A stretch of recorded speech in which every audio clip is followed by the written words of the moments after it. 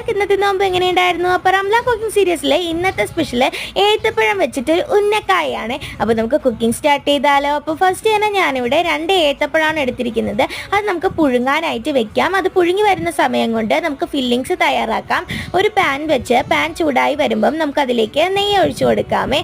നെയ്യൊന്ന് ചൂടായി വരുമ്പോൾ നമുക്കതിലേക്ക് ചിരണ്ടി വെച്ചിരിക്കുന്ന തേങ്ങയും ഏലക്കയും പഞ്ചസാരയും ചേർത്ത് മിക്സ് ചെയ്യാമേ. പഞ്ചസാര ഒന്ന് മെൽറ്റായി തേങ്ങ ഒന്ന് മൂത്ത് വരുമ്പോഴത്തേക്കും നമ്മുടെ ഫില്ലിങ്സ് തയ്യാറായി. സമയം കൊണ്ട് നമ്മുടെ ഏത്തപ്പഴം പുഴുങ്ങി വന്നിട്ടുണ്ട്. അപ്പോൾ അതിന് നമുക്ക് സ്പൂണ് കൊണ്ടോ കൈ കൊണ്ടോ ഇതുപോലെ ഉടച്ചെടുക്കാമേ.